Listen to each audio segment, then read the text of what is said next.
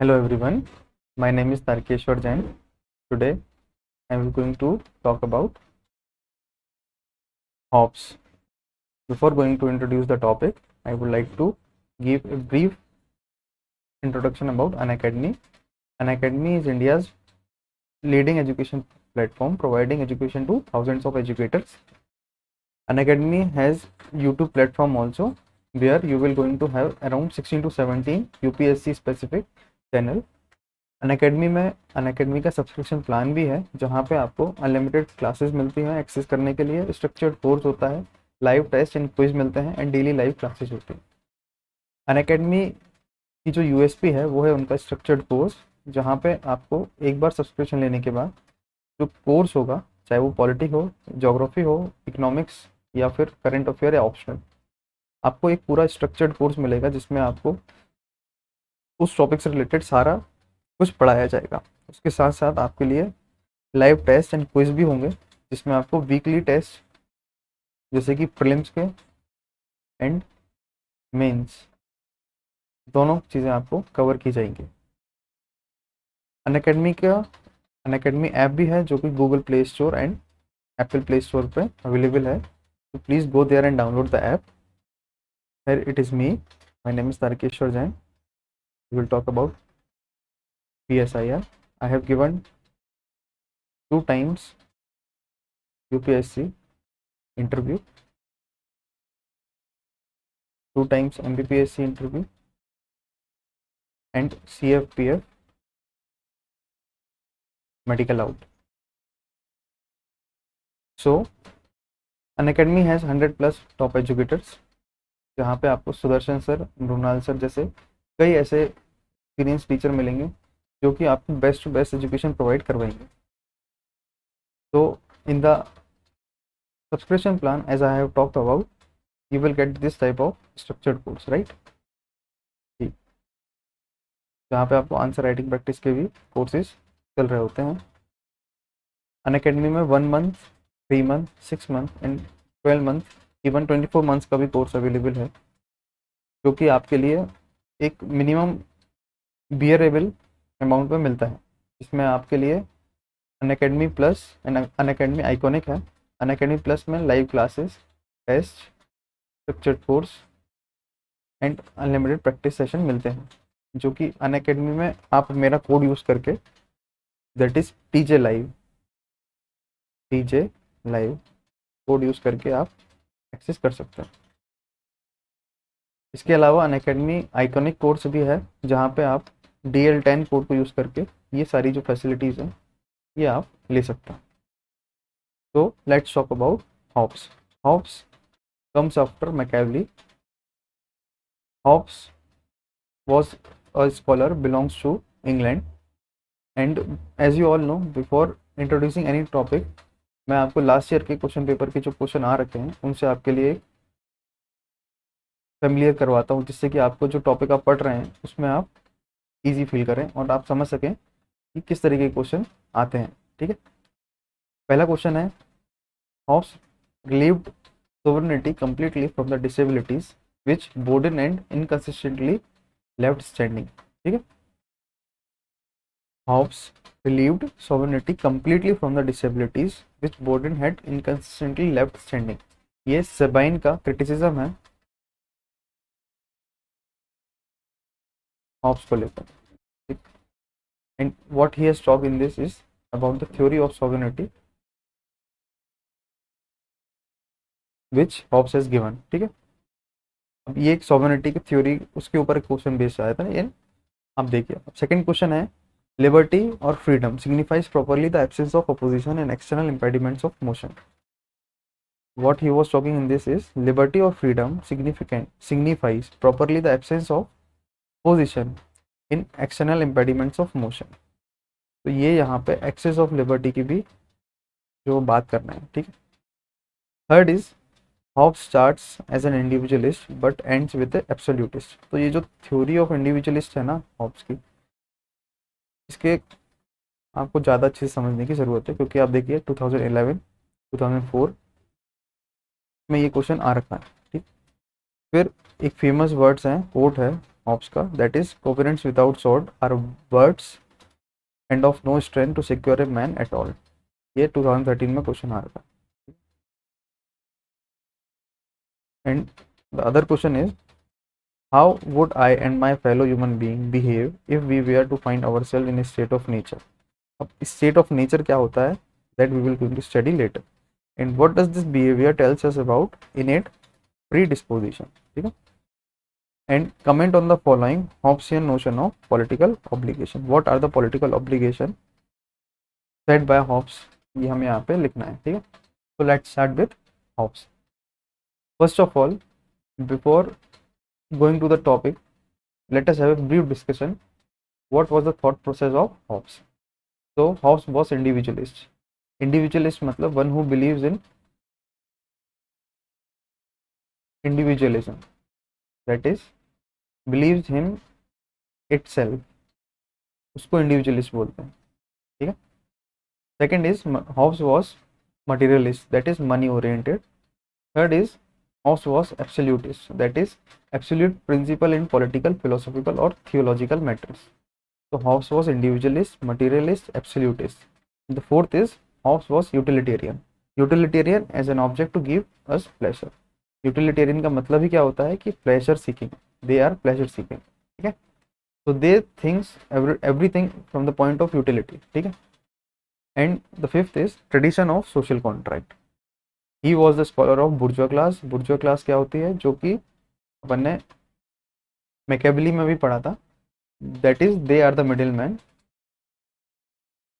who believes in means of production and value of property, ठीक है। इनके बारे में हॉब्स ने भी कहा था। And he was the scholar of possessive individualism also, ठीक। तो who were the influencer, so what influences Hobbes to give the theory? So first was the Puritan Revolution of 1641, that is anarchy in Britain. So in 1641, Hobbes time period is 1588 to 1679, and in 1641 there were anarchy in Britain and the civil war was going on, that is known as Puritan Revolution, which influenced the Hobbes, ठीक है। Second is political faction between the royalist and anti-royalist, that is between the king and the councils. Third is religious faction, that is Catholic and Protestants के बीच में faction आ गया था. And the fourth is no protection of life and property. So what influences Plato? What influences Hobbes was he belongs to the age, ठीक है। Every philosopher has given his philosophy on his own time and space, ठीक है, from his own time and space. So in 1641 there was Puritan revolution going on in Britain, and there was a fraction between the Catholic and the Protestant, ठीक है, and there was a political faction also between the royalist and anti-royalist, ठीक है। That leads to the creation of a theory by Hobbes, ठीक है। And what was the concern of Hobbes was, first concern is, so it is not only the Hobbes concern, it is everybody's concern, and that concern was security of life. So he wants that कि एक state होना चाहिए, ठीक है, जिसमें security of life की guarantee हो, ठीक है। स्टेट के पास सारे पावर हो, बट गारंटी जो है, लाइफ की गारंटी जो है, वो होनी चाहिए उस स्टेट में, ठीक है। And second concern was fear as the basis of the authority of the state. So जो अथॉरिटी जो है स्टेट की, उसका बेसिस जो है वो फियर है, ठीक है। So he concern about the authority of the state कि इतना भी ज़्यादा अथॉरिटेरियन ना हो जाए कि that leads to the fear, ठीक है। And the third concern was the establishment of law and order. जो उस टाइम पे लॉ एंड ऑर्डर का डिस्टर्बेंस था, वो उस चीज़ से भी कंसर्न थे, ठीक है। हॉब्स की एक बहुत ही फेमस बुक थी, जो कि बहुत कंट्रोवर्शियल बुक भी रही थी, and though that book is known as Leviathan. Leviathan, please इस बुक के बारे में आप हमेशा याद रखिए। जो छोटे पेपर होते हैं उनमें भी इस बुक के बारे में क्वेश्चन आ जाता है कि who wrote the book, that is Leviathan. Leviathan में मेन प्रिंसिपल ही जो मैं आपको ब्रीफ में डिस्कस कर दूं, कि उन्होंने चर्च को खत्म करने की बात करी थी। खत्म मतलब कि उन्होंने स्टेट के नीचे चर्च को रखा था, ठीक है। तो चर्च इज बिलो स्टेट, ठीक है। And that masterpiece is the first masterpiece which has been written in English, ठीक है। So it was a blend of political philosophy and the English literature as well, ठीक है। तो उनकी book का नाम प्लीज याद रखिए, दैट इज लेविया, ठीक है। इस पे एक पूरा क्वेश्चन ही बनता है लेवियाथन पे, ठीक है। तो लेवियाथन का मतलब क्या है, सी मॉन्स्टर, ठीक है, समुद्री मॉन्स्टर, ठीक है। So what was the methodology, so he tries to introduce political theory by scientific method, so his method was scientific, ठीक है।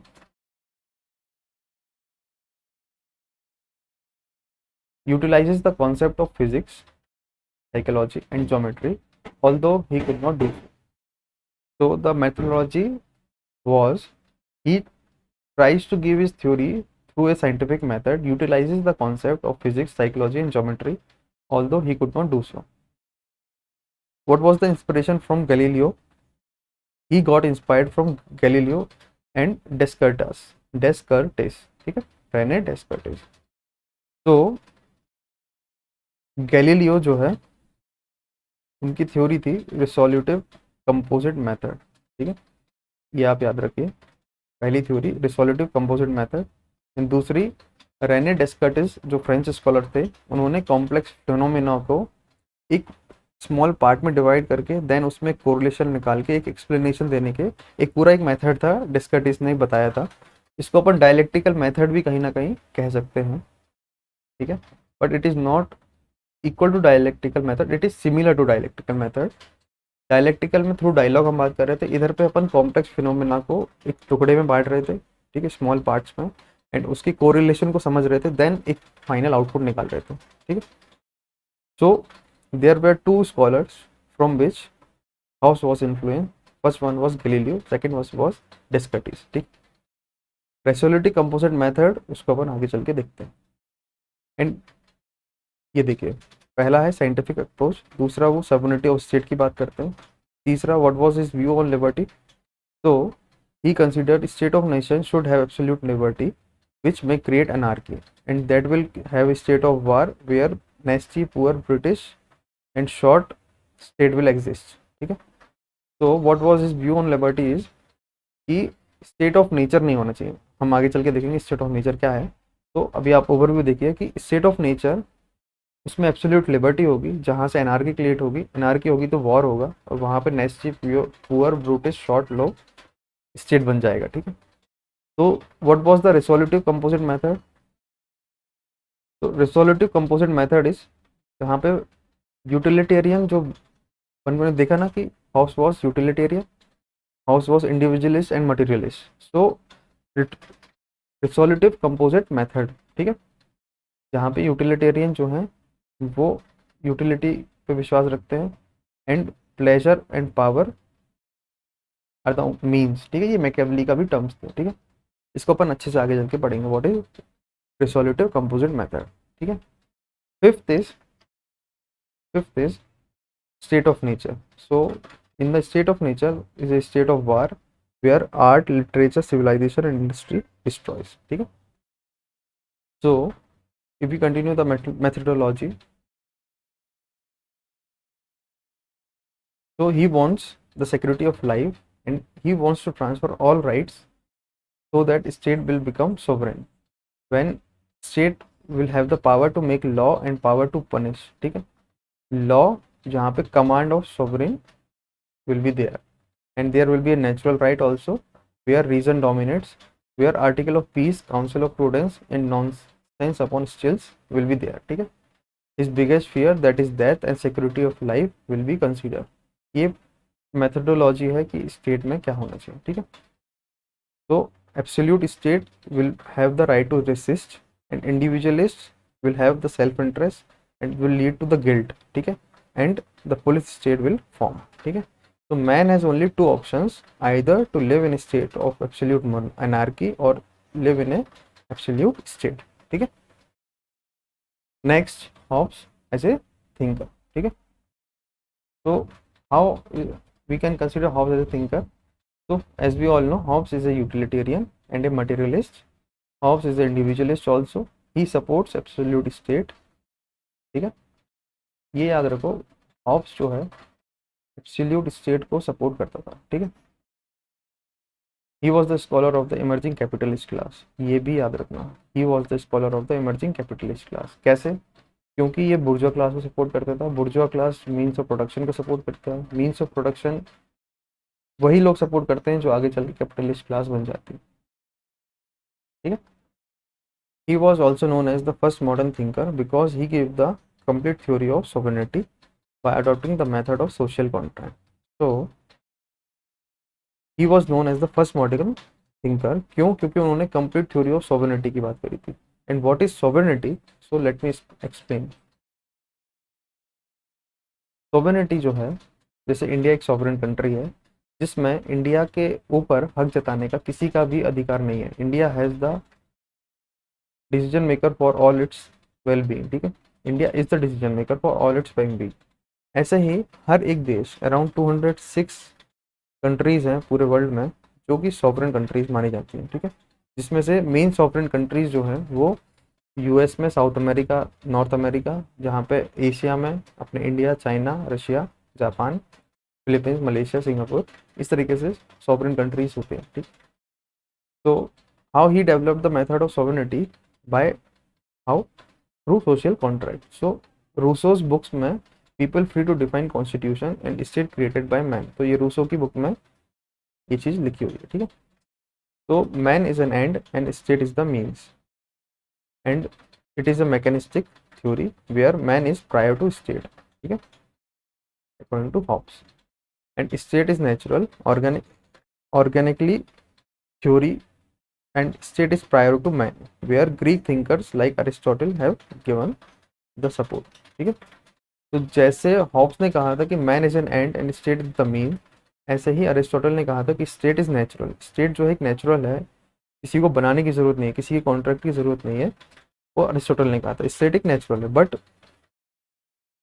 According to Hobbes it is a social contract. ठीक है, between the man and the state. ठीक है, एक contract तब जाके state बनता है, ये हॉब्स का कहना था। अरिस्टोटल का कहना था कि स्टेट इज नेचुरल। ठीक है, तो what is the Hobbes social contract theory? What was the Hobbes social contract theory? So his description of human nature. Okay? On the basis of the resolutive composite method given by Galileo, he explained that man is utilitarian by nature. How? तो इनके हिसाब से जो रिसोल्यूटिव composite method है उस वो prove करता है कि मैन जो है वो यूटिलिटेरियन है नेचर में। ठीक है, एज सजेस्टेड बाय डेस्कार्टिस कि if we try to find out the elemental part of the human behavior and study the mind, then psychology जो है वो ज़्यादा अच्छा तरीका है rather than philosophy to gain the knowledge। ठीक है, तो human mind are made up of particle। देखो, what is resolutive composite method? Resolutive composite method Galileo ने जो दी थी उसका ये कहना था कि human mind is made up of particle and particle are in the state of motion till we are alive। till we are alive particles are always in the state of motion। ठीक है, without logic, and once the particle come to the rest man will die। ठीक है, and the motion which particle is having, that is driven by the external stimulus। ठीक है, that is driven by the external stimulus। तो क्या कहना था रिसोल्यूटिव composite method का? एक सिंपल लैंग्वेज में अपन देखें तो it said that first of all the theory is given by Galileo which says that man human mind is made up of particle are in the state of motion till we are alive. ठीक है, and the without the motion और without the logic it is shaped by the external stimulus. मतलब कि if the particles come to rest then the man will drive, it is driven by the external stimulus। ठीक है, तो two basic elemental motion, first is inclination, that is love, that gives us pleasure। ठीक है, पहला है pleasure, दूसरा है pain। ठीक है, पहला है pleasure, दूसरा है pain। ठीक है, तो ये दो टाइप के एलिमेंटल मोशन होते हैं। ठीक है, किसी चीज़ से हम प्यार करते हैं तो वो हमें प्लेजर देती है, एंड किसी चीज़ से हम अवर्शन हेट करते हैं वो हमें पेन देती है, ठीक है। Things which give us pleasure we do, and things which do not give us pleasure and gives pain we don't do, ठीक है। That is why man is utilitarian in his approach. So man always try कि वो हमेशा pleasure में रहे, that's why वो वही काम करता है जो कि उन्हें प्लेजर सीकिंग होते हैं। एंड यूटिलिटेरियन की खासियत ही ये है कि वो प्लेजर सीकिंग चीज़ों को ही अट्रैक्ट करते हैं, ठीक है। Pain and pleasure are the individual experiences that is beyond his capacity to understand the pain and pleasure of other in exact proportion, has individualistic by nature. तो मैन जो है वो पेन और प्लेजर को इंडिविजुअल एक्सपीरियंसेस कराते हैं, feel कराते हैं, and that is the beyond capacity to understand the pain and pleasure. मतलब ये पेन एंड प्लेजर हम अपने आप का तो समझ पाएंगे, मगर अगर हम किसी और की बात करते हैं, ठीक है, तो हम उसका पेन एंड प्लेजर को नहीं समझ पाएंगे। And that is known as the individualistic principle. मतलब कि सेल्फ सेंटर्ड होना, हम खुद की तकलीफों को समझ पाते हैं मगर किसी और की नहीं, that is pain and pleasure, ठीक है। No other thinker could establish the individualistic nature of man in such a logically consistent manner that Hobbes has derived. So Hobbes deserves the title of greatest of all individualists, also because he do not consider to be as a sin, ठीक है।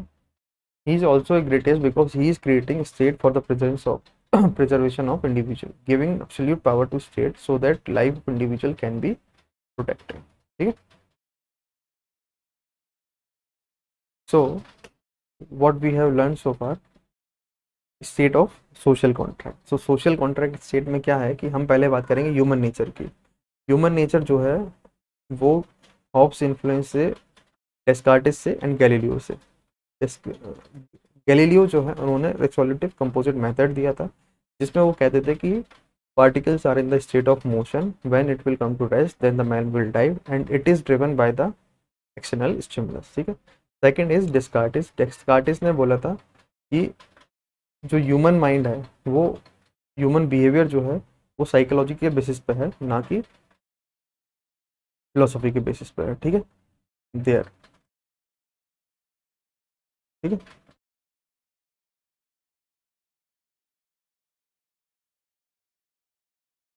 जिसमें डेस्कार्टिस बोलते थे कि हम complex phenomena को break करके वो स्मॉल पार्ट्स में करेंगे, then we will analyse the situation जो स्मॉल पार्ट्स में है, और उसके बाद एक फाइनल कंक्लूजन में पहुंचेंगे। तो एक ह्यूमन नेचर की एक आदत होती है, ठीक है। How human is humans elemental motion is divide into two basic parts, that is pleasure and pain. तो जो प्लेजर है वो हमें हमारे लव करने से, किसी चीज़ से हम जिसको हम अट्रैक्ट होते हैं उससे हम प्लेजर मिलता है, वो काम हम करना ज़्यादा पसंद करते हैं। एंड ये जो फिलोसफी है, ये जो चीज़ है ना, इसको ही अपन यूटिलिटेरियनिज्म ही बोलते हैं, ठीक है। एंड जो चीज़ हमें पेन देती है उसको हम करना नहीं चाहते, और वो चीज़ जो है हमें पेन देती है ना।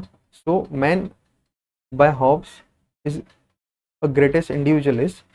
तो मैन का नेचर है वो इंडिविजुअलिस्टिक है, एंड इसलिए उनकी जो लॉजिकली जो बातें हैं ये लॉजिकल है ना, कि हमें दूसरों का पेन दिखाई नहीं देता, हमें अपना पेन दिखाई देता है। That is why man is individualistic by nature, and he consider as the greatest of all individualistic because he do not consider it as a sin, ठीक है। उसको वो खराब नहीं मानते कि अगर पेन हमें जो चीज़ देती है उससे हम दूर रहते हैं और जो प्लेजर देती है उससे हम करीब रहते हैं, वो चीज़ गलत नहीं है, ठीक है।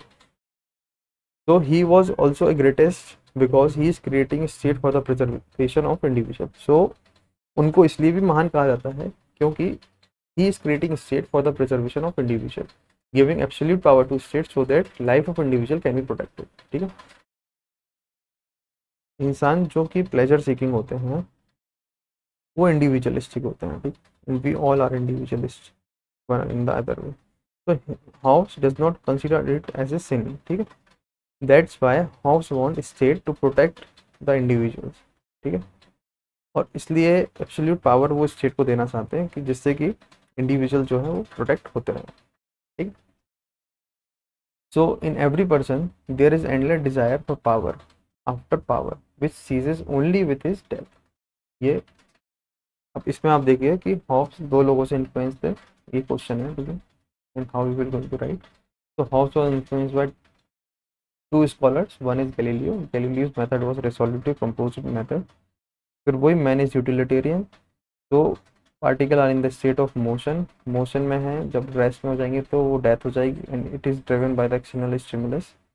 Man is individual utilitarian, so man is individualistic and materialistic too. ठीक है, man wants to do the things which gives him pleasure and avoid the things which gives him pain. ठीक है, तो फिर उसके बाद हम डिस्कार्टिस की जो थ्योरी है के बारे में भी मेंशन करेंगे कि broke complex thing into smaller things, then analyze the things and come to the conclusion.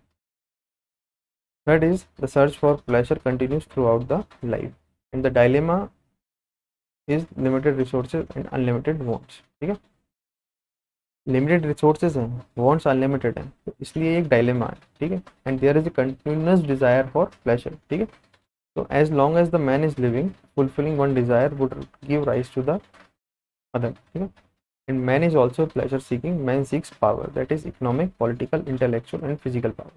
ठीक है, पावर से हमें क्या होता है, हमें प्लेजर मिलता है, तो everyone wants to acquire power. ठीक है, ये जो है ना एंडलेस डिजायर फॉर पावर, ये क्यों है, क्योंकि हमें प्लेजर मिलता है। प्लेजर एंड पेन दो एलिमेंट्स हैं जिससे हमें प्लेजर मिलता है, वो क्या हुआ, एंडलेस डिजायर फॉर पावर में। ठीक है, और वही हम हमेशा चाहते हैं। ठीक है, if one gains power other loses by some amount, तो जीरो सम गेम। इसमें क्या होता है, अगर एक को पावर मिलता है और एक को कुछ प्लेजर मिलता है, दूसरे को पेन मिलेगा, तो it is a zero sum game. ठीक है, तो continuous struggle for power which would mean only end with death. ठीक है, वो खत्म हो जाता है। One person is source of insecurity and discomfort to the other. Excuse me.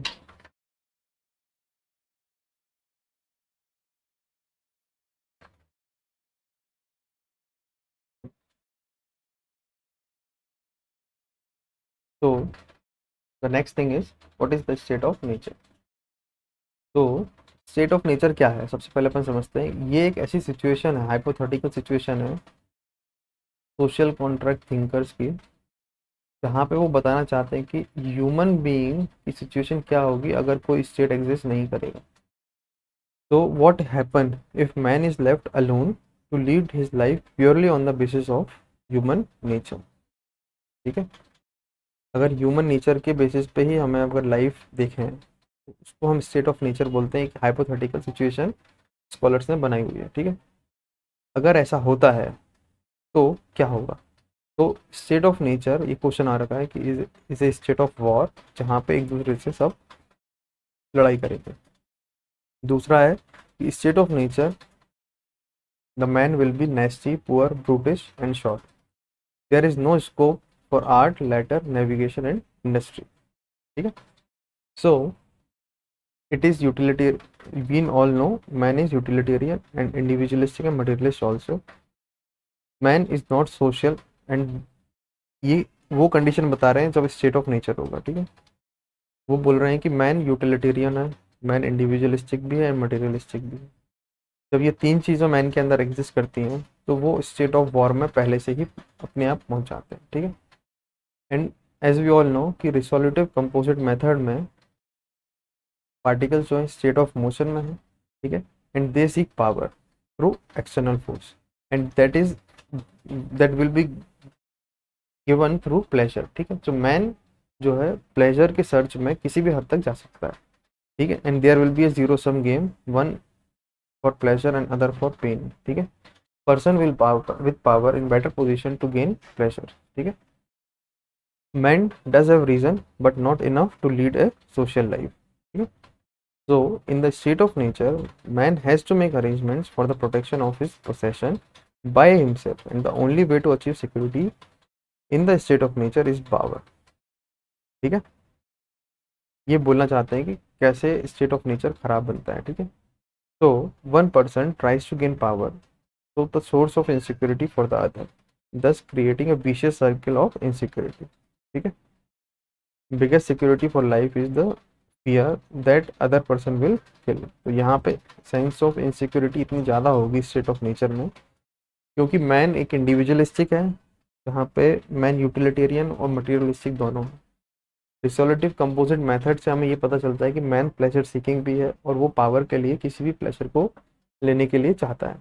and there will be a zero sum game where person with power in a better position to gain pleasure. ठीक है, इसलिए जब man के पास power होगा तो उनके पास security होगी, पर जिनके पास पावर नहीं होगा उनके पास फियर होगा कि other man will going to kill him. ठीक है, so unlimited wants will have the limited resources. In such situation state of nature looks like the state of war of all against all. ये जो situation create हो रही है ये क्या हो गई, स्टेट ऑफ वॉर बनेगी जहाँ पे एक दूसरे के अगेंस्ट में होगा. When no security, there will be a no question of good life and no scope of development of art, literature, industry, civilization. Man's life will be nasty, poor, brutal, and hence there will be a pain only. So, man who is utilitarian would like to live such a state of nature. इस state of nature को छोड़ना चाहेंगे, क्यों? क्योंकि man utilitarian है और वो एक सोशल लाइफ में जीना चाहेंगे जहाँ पे कॉमन अथॉरिटी हो, दैट इज स्टेट की हो, और जहाँ पे लोगों के पास राइट टू लाइफ हो और फियर नहीं हो.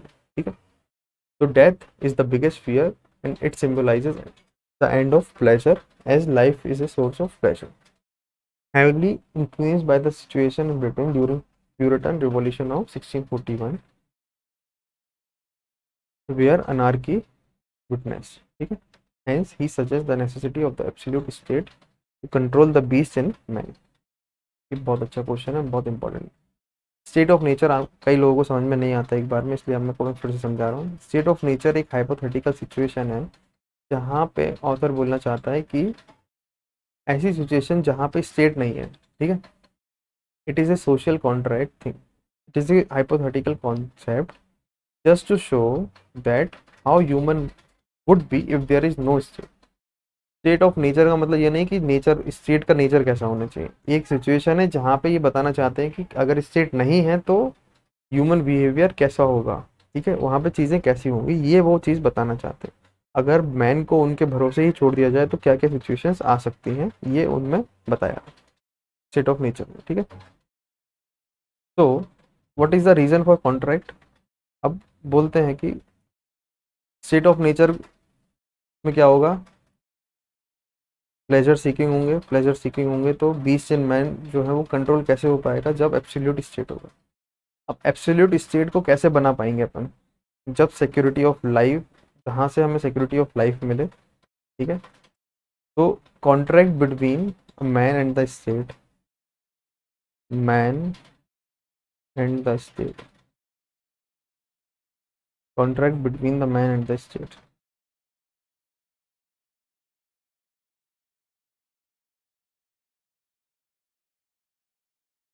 ठीक है, तो reason for contract is where man and state के बीच में जो कॉन्ट्रैक्ट होगा वो चीज़ एग्जिस्ट करेगी.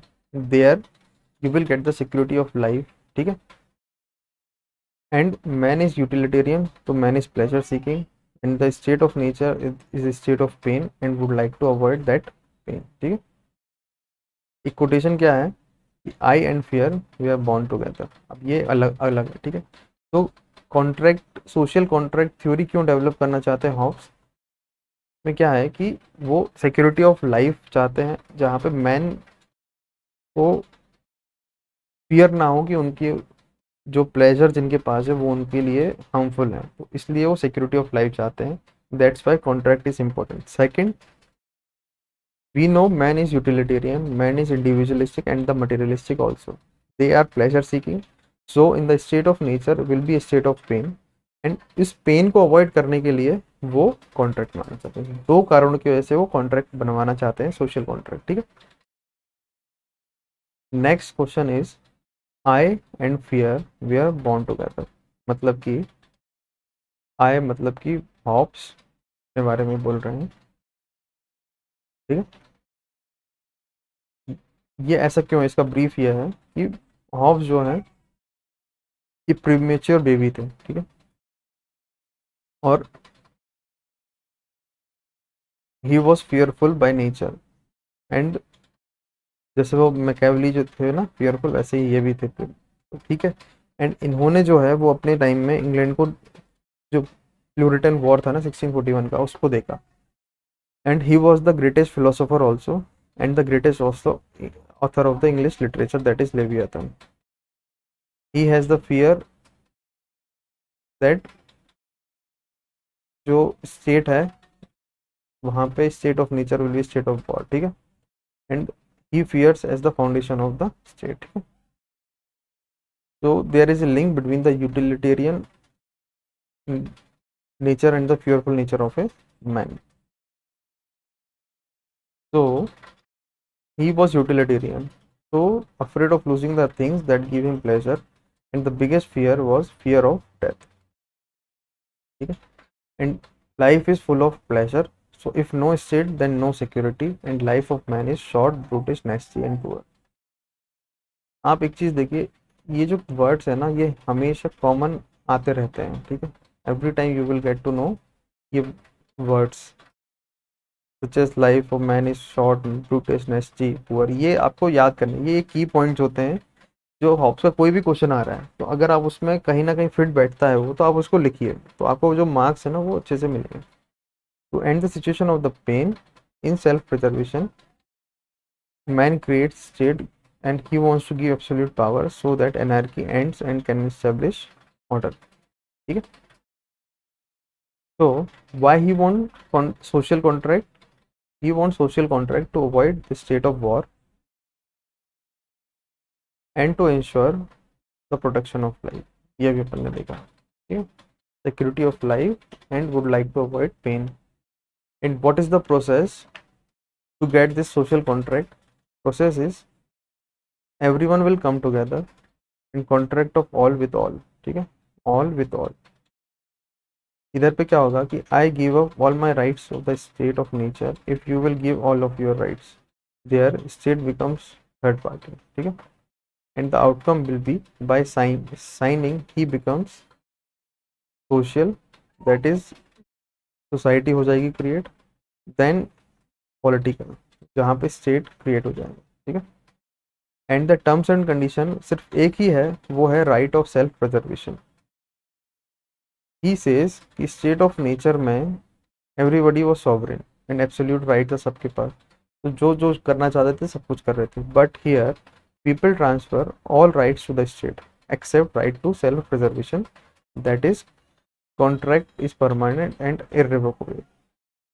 ठीक है, ये सिर्फ एक कंडीशन बोल रहे थे जहाँ पर रेवोल्यूशन अलाउ है, एंड वो कंडीशन क्या थी कि एब्सोल्यूट पावर स्टेट के पास है, सारा power except right of self preservation. ठीक है, so state sovereign and absolute power and the man is powerless. ठीक है, in the state it will provide the security of life because man is utilitarian, individualistic and materialistic. Man is also selfish and वो जो है secure sovereignty को harm पहुंचाने की कोशिश करेगा, and that will lead to the power to punish this people. So state में क्या होगा, सबसे पहले तो ये सिक्योरिटी प्रोवाइड करेगा, दूसरा जो सॉवरेनिटी पे स्टेट की प्रॉब्लम होगी उसको वो पनिश करेगा, जो लोग प्रॉब्लम्स क्रिएट करेंगे उन लोगों को स्टेट विल पनिश. ठीक है, क्योंकि because of one man all of mankind can not be thrown back into the state of anarchy. ठीक है, man has only two option, either to live in the state of absolute monarchy और absolute state. या तो man anarchy में रहे या absolute state में रहे, यही मैन के पास दो ऑप्शन है according to Hobbes. Right to resist or revolt against the state if it tries to take the life of a person in an arbitrary manner. ठीक है, what he was saying is कि अगर state life of a person को लेना चाहते हैं self defence में ही, then they have the right to revolt. ठीक है,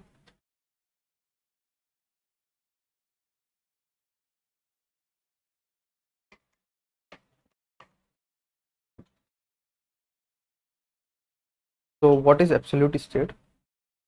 एब्सोल्यूट स्टेट को आप कंफ्यूज मत करिए टोटलिटेरियन स्टेट से. पहले एब्सोल्यूट स्टेट जो है, टोटलिटेरियन स्टेट मतलब होता है कि वन पार्टी का डोमिनेशन, इतना डोमिनेशन कि वो ऑटोक्रेटिक बन जाए बिल्कुल.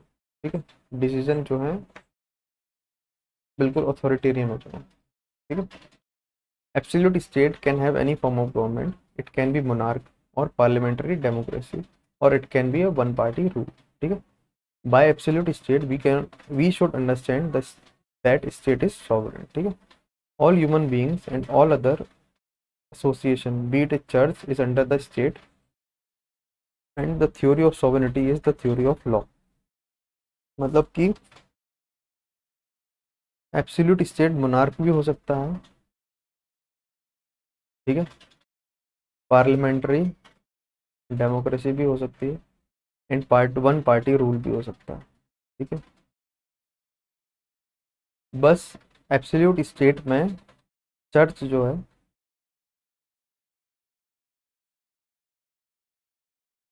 स्टेट के अंदर आएगा, and theory of sovereignty is the theory of law, and the law of state will prevail over any other law, and the state is absolute for the happiness of the individual. ये absolute state की definition थी, ठीक है।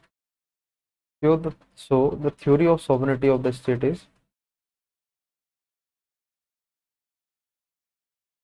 theory of sovereignty of state. Hobbes was the first person to give complete theory of the sovereignty of the state, ठीक है। इनसे पहले Machiavelli ने भी स्टेट की थ्योरी दी थी, but he was not successful, and उन्होंने पावर एंड पॉलिटिक्स की भी बात करी थी, स्टेट फॉर्मेशन की भी बात करी थी कि स्टेट में फॉर्मेशन होना चाहिए, बट एब्सोल्यूट स्टेट होना चाहिए ये नहीं बोला था, और उन्होंने कंप्लीट डिस्क्रिप्शन नहीं दिया था। That's why Hobbes is known as the first state maker, ठीक है। तो उन्होंने एक्चुअल थ्योरी दी हुई है। तो what he talks about the sovereignty is sovereignty जहाँ पे सुप्रीम लॉ मेकिंग पावर हो स्टेट के पास, ठीक है, जहाँ पे ना तो इंडिविजुअल ना ही कोई association supremacy of the state के ऊपर आए, ठीक है। जैसे कि मिडिवल टाइम्स में बहुत सारी अथॉरिटी होती थी, ठीक है, बहुत सारी अथॉरिटी होती थी, मतलब एक ही स्टेट में काफ़ी सारे नॉबल मैन होते थे, अरिस्टोक्रेट्स जो अपने अपनी जगह पे रूल करते, तो ही वांट कि स्टेट ही होना चाहिए, ठीक है, जो सब कुछ रूल करे, ठीक है। एंड मिडिवल टाइम में क्या होता था कि एक सेंटर ऑफ अथॉरिटी होती थी, जहाँ पे कैपिटलिज्म नहीं होता था, जहाँ पे बुर्जुआ क्लास जो है वो मोनार्क को सपोर्ट करती थी, and state nation state formation होता था, ठीक है। On the people in the nation state only the will of the state will prevail, ठीक है। So Machiavelli and the Hobbes put church under the authority of the state. That is why Leviathan banned by the church. Leviathan banned by the church because Leviathan is a book which criticizes and talks about the authority of the state, that any kind of religion should come under the state, and state is having absolute power.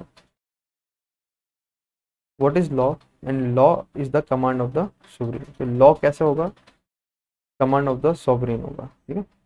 तो in a particular territory there can not be more than sub one sovereign, ठीक है। State में क्या होगा? Power to make law and power to punish those who do not avail law, ठीक है। तो law तीन प्रकार के होंगे, natural law, customary law and positive law.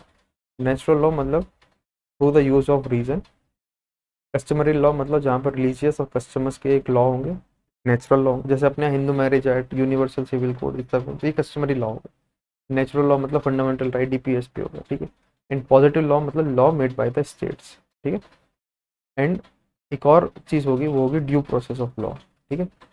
Due process of law and the procedure establish by law, ठीक है।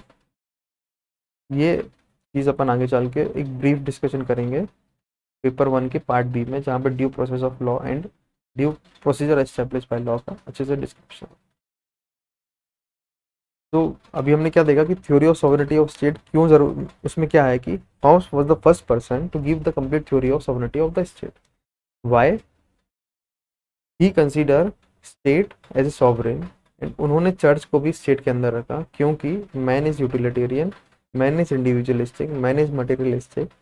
इन the state of nature there will be a state of war, that's why he wants a contract जहाँ पे security हो लोगों में और insecurity किसी चीज़ की ना हो, ठीक है।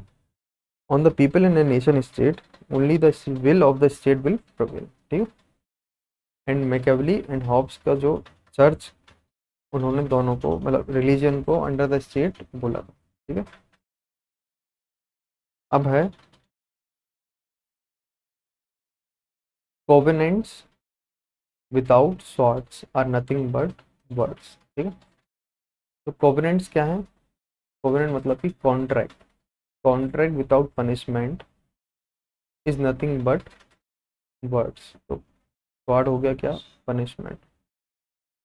ठीक है, एंड कोवेनेंट क्या हो गया? कॉन्ट्रैक्ट। अगर स्टेट में पनिशमेंट ही नहीं है तो वो सिर्फ बातें हैं और कुछ नहीं है, ये बोलना चाहते हैं। तो how he explain this? According to Hobbs,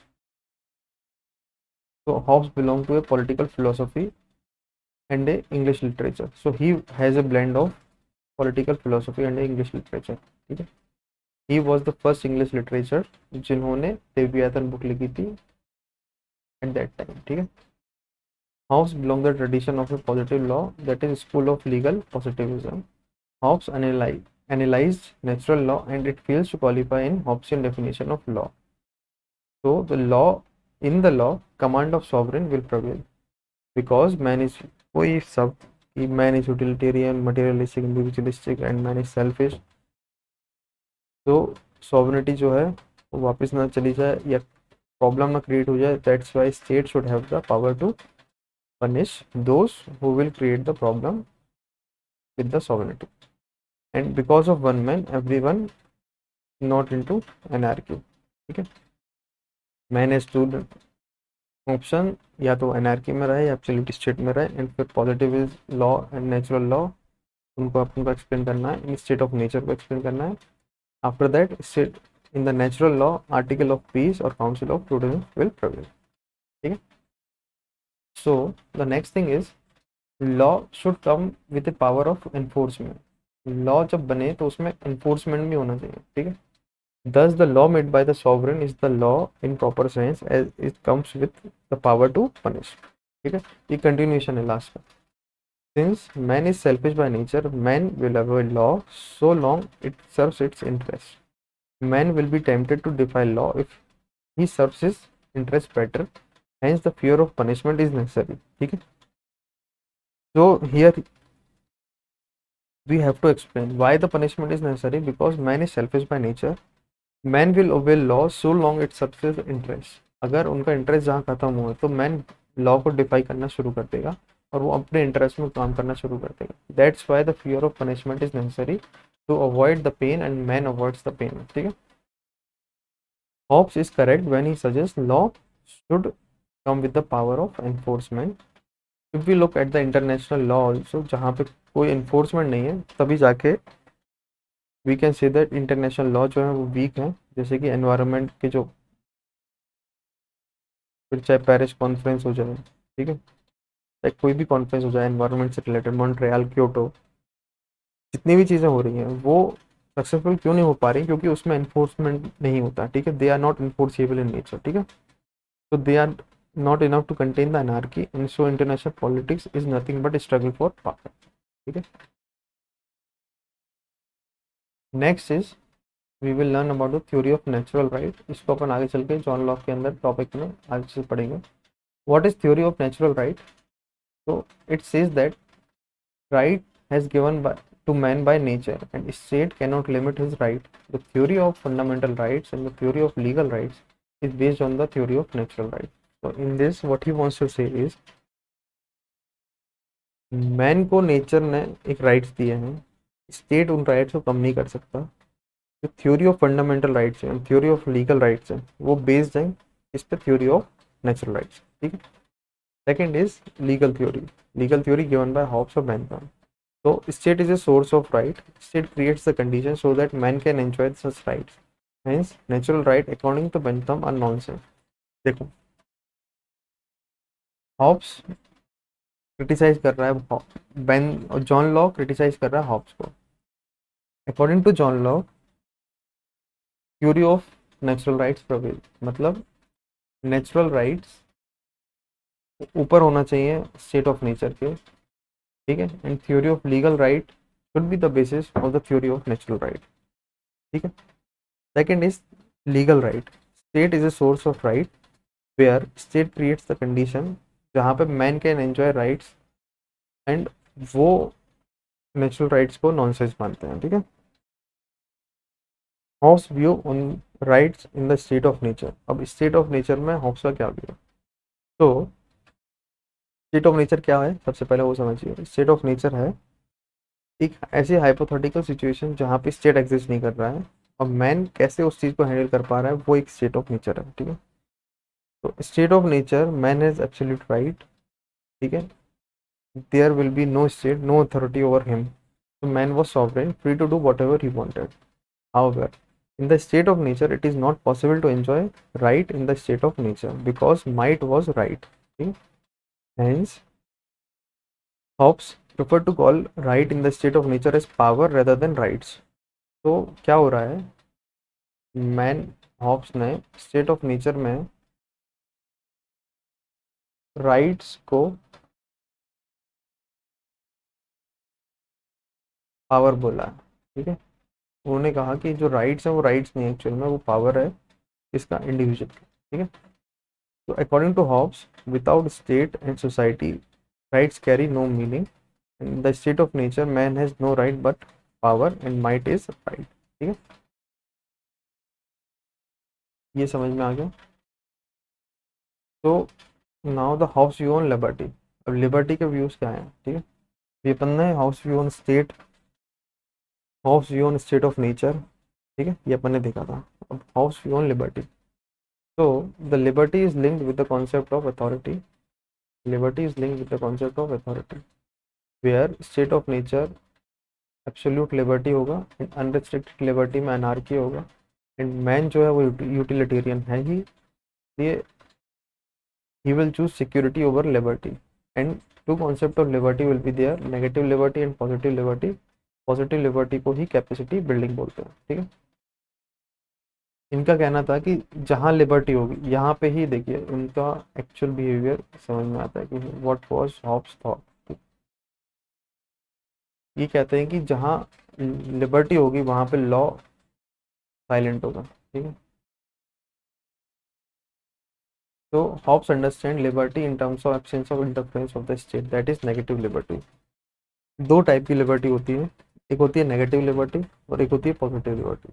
negative liberty मतलब इंटरफेरेंस नहीं हो स्टेट का, जो कि स्टेट ऑफ नेचर जैसे हम कह सकते हैं। ठीक है, and he is not the advocate of liberty, और वो इवन डरते थे कि लिबर्टी नहीं होना चाहिए। ठीक है, तो that is we can say he is not a liberal scholar. ठीक है, ही वाज कंजर्वेशनिस्ट। ठीक है, what was this context? So context was justification of absolute power of the state. So in the state of nature absolute liberty will exist, जहाँ पे complete anarchy होगी, security of life होगी। जहाँ state of nature में absolute liberty होगी, absolute liberty होगी तो anarchy completely होगी, वहाँ पे security of life नहीं होगा, एंड यहाँ पे short, nasty, poor and brutish state exist करेगा। So he gives all his power to the state except the right to self preservation. State becomes sovereign। ठीक है, तो power to make laws and punish those who disobey only by procedure established by law। ठीक है, so he wants to give the power to the state except the right of self preservation। he wants state to become sovereign and protect the person from the bad things। ठीक है, once the sovereignty exists, man will have no liberty except where state has preferred not to make law। so absolute man has two options, either to choose in the state of nature or to live in anarchy। ठीक है, so liberty, अभी quotation है, liberty of freedom properly defined in the absence of opposition और obstacle to the external impediment to motion. ये पहले अपन ने पहली slide में देखा था, क्वेश्चन आ रखा। ठीक है, तो according to Hobbes, freedom is the absence of law. Law creates obstacle और the limitation on the external impediments which may stop motion. Once state come into existence, man has liberty only to the extent permissible by the state। ठीक है, so in the above statement, Hobbes make a distinction between the proper and improper concept of freedom. Hobbes consider freedom as capacity as improper and freedom as absence of law as the proper concept of freedom. According to him, concept of freedom applies to all bodies in universe, that is animate and inanimate। ठीक है, that is इनका example दिया था कि water in a vessel, water has the capacity but not the liberty to flow as the walls are preventing it, if the walls remove it will free to flow, ठीक है। Similarly sick man in the bed has liberty but not the capacity to walk, internal impediment. तो ये बोलना चाह रहे हैं कि एक तरफ आप लिबर्टी की बात कर रहे हो, दूसरी तरफ आप उनके हैंड बाइंड कर रहे हो, ठीक है। तो how you will going to justify this liberty? It is like a water in a vessel where it has the capacity but it does not have the liberty to flow because the walls are preventing it. If the walls remove it will going to flow easily but it is not possible. Example के लिए sick man in the bed, it has the liberty to walk but it is incapable to walk because of internal impediment, ठीक है। hence we must differentiate between the state of being free and the state of being powerless, ठीक है। so liberty signifies absence of external impediment, ठीक है।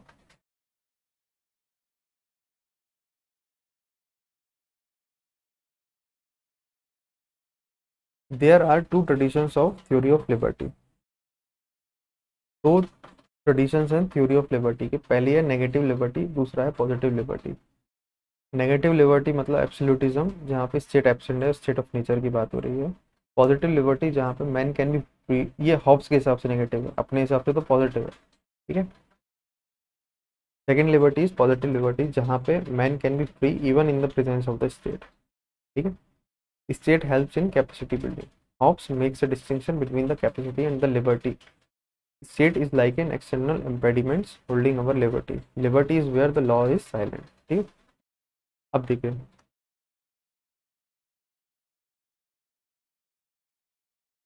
Type of states recommended by the Hobbes, ठीक है। First one is police state and the second one is welfare state, ठीक है। Police state क्या है? Police state is the function of state to establish law and order, it will provide security internal and external and called minimum function of the state, ठीक है। Second state जिनकी वो बात कर रहे हैं जहाँ पे एडिशनल फंक्शन होगा कैपेसिटी बिल्डिंग का, बिसाइड सिक्योरिटी, सिक्योरिटी के अलावा जहाँ पे सोशल सिक्योरिटीज भी होंगे जैसे कि pension, education, health, 20th century, ठीक है।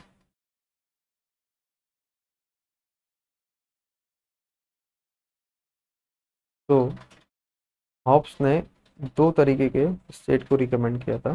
पहला इज पुलिस स्टेट जहाँ पे स्टेट के पास पावर होगा लॉ एंड ऑर्डर को मेंटेन करने का, एंड जहाँ पे it will provide security internal and external and it called minimum function of the state, ठीक है।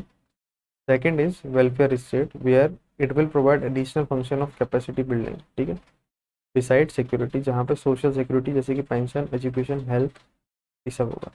एंड कैपिटलिस्ट स्टेट जो है वो पुलिस स्टेट को फेवर करते हैं।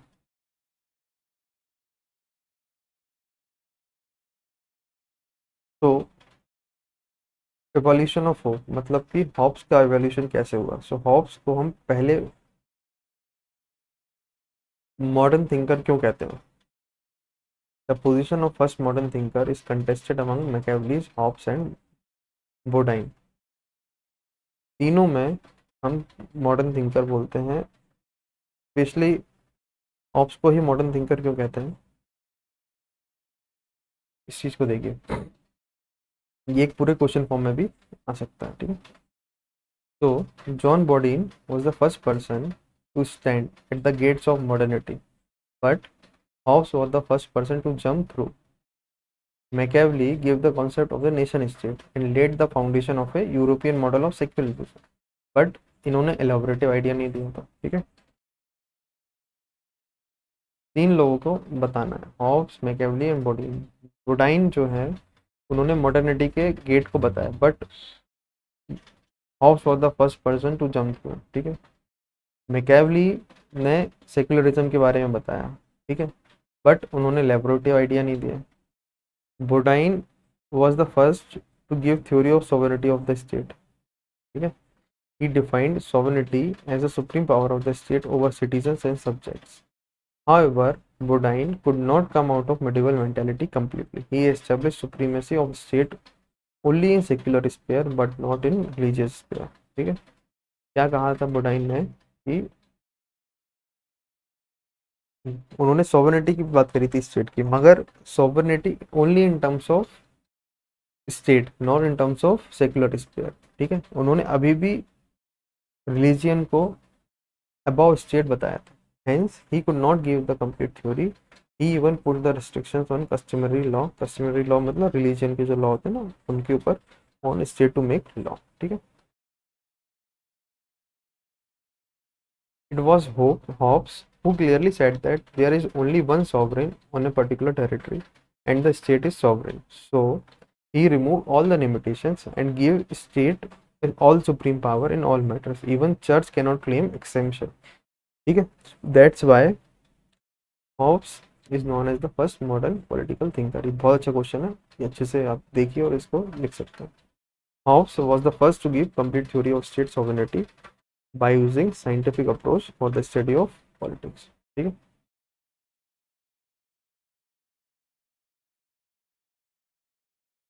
Hobbs is the greatest of all individualist. अब ये क्या है, ऑल इंडिविजुअलिस्ट में हॉब्स को सबसे ऊपर क्यों माना गया।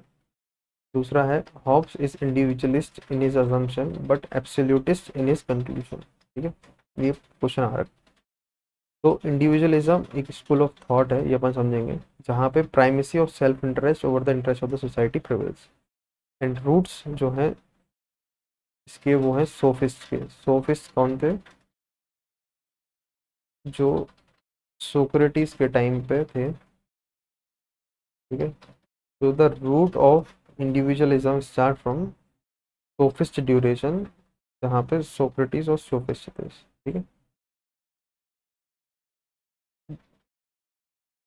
बट जो डोमिनेंट है इसका इंडिविजुअलिज्म का बढ़ता चला गया मॉडर्न टाइम्स में, ठीक है। तो इसको शुरू कैसे करेंगे कि Hobbes is considered as the greatest of all individualist scholar because he is not just individualist in methodological sense, but he was also individualist in normative sense. He has shown that man is utilitarian by nature, which implies that man is individualistic by nature. Okay? He removes to the sense of guilt from being self-centered. From being self-centered is just like a natural fact. Just जैसे कि अर्थ घूमता है वैसे ही individualist भी self centred है, ठीक है। He is known as the greatest of all individualists, क्यों, क्योंकि he builds his political theory on the individualist nature of man, ठीक है। तो फिर इस तरीके से अपन लिख सकते हैं, ठीक है। एंड में इंडिविजुअलिस्ट वो होते हैं जो इंडिविजुअलिस्टिक नेचर ऑफ मैन को देखते हैं, and who believes that the interest of the individual has the priority of the interest of the society. So there are two type of individualistic approach. First is methodological approach, second is normative approach, ठीक है। Methodological approach मतलब होता है जहाँ पे theory जो है individualistic nature पे बेस्ड होती है, जहाँ पे मैन जो है एक्सट्रीमली इंडिविजुअलिस्टिक होते हैं, जहाँ पे केवल individualist only an absolute state can ensure the security of the state. Second is normative approach, जहाँ पे इंडिविजुअलिज्म एक नॉर्म है, एक वे ऑफ लाइफ है, and does not consider them as individualistic as a same. मतलब individualism normative approach में गलत नहीं है मगर मेथडोलॉजिकल अप्रोच में गलत है, ठीक है। एंड नॉर्मेटिव अप्रोच को ही हॉब्स मानता था, ठीक है। It is a natural fact as earth revolves around the sun. Hobbes is individualistic in both senses. So the last question is, Leviathan is fruitless as a book of history and useless as a book of political philosophy. ये Vaughan ने कहा था क्या, कि history के हिसाब से देखा जाए तो लेवियाथन बेकार किताब है, बट पॉलिटिकल फिलोसफी के हिसाब से देखा जाए तो वो बेकार किताब है, बट अगर हिस्ट्री के हिसाब से देखा जाए तो एक फ्रूटफुल किताब है। ये एक क्रिटिसिज्म है हॉब्स की लेवियाथन। इसमें अपन कैसे लिखेंगे कि हॉब्स मैकियावेली की तरह एक मोस्ट क्रिटिसाइज स्कॉलर थे, उनकी किताब थी लेवियाथन जिसको बैन किया था चर्च ने। उनकी किताब को ऑक्सफोर्ड ने जला भी दिया था और उसको टेडपोल ऑफ पॉइजन बताया गया था। क्यों, क्योंकि उनकी किताब में लुइड प्रिंसिपल्स थे, ठीक है। वॉगन जो कि कंटेम्प्रेरी थे हॉब्स, उन्होंने डिक्लेयर किया था कि सोशल कॉन्ट्रैक्ट एक हाइपोथेटिकल सिचुएशन है जहाँ पे कोई भी प्रूफ हिस्ट्री में नहीं मिलता है, and it is wrong to say that Leviathan एक यूजलेस बुक है। Leviathan is not a book of history. Purpose of the hope was to give an anthropological account of origin of the state, but the logical explanation for the sovereignty of the state. Through his social contract, he is simply trying to suggest that why state is necessary, and similarly, it cannot be set as a useful for political theory because it is not possible to understand the principle of organization and practices of modern society, the concept of sovereignty without Leviathan. ठीक है? So Leviathan is actually a masterpiece in the history of Western political philosophy, and not just a masterpiece in English literature. And Karl Marx, one of the greatest scholar, called him father of all of us. ठीक है? आप देखिए, कोई भी आप चीज़ लिख रहे हैं ना क्वेश्चन में, किसी भी स्कॉलर के बारे में, क्रिटिक का अगर उसमें कोट है, तो आप उस कोट में शुरू में उसकी क्रिटिसिज्म लिखिए, बट एंड में जाके जब आप एंड करेंगे, उसका कंक्लूजन लिखेंगे, तो उसमें आप उसकी एक वैल्यूएबल इनपुट दीजिए कि ऑल दो इट इज़ बैड, बट हाँ ये एग्जिस्ट करता है तो ये गलत भी नहीं है। इस तरीके से आपको आंसर लिखना चाहिए। ठीक है, तो all this is for today. Use my code TJ LIVE live to get the 10% discount on Unacademy. Thank you so much. I will come with the next topic soon. Thank you.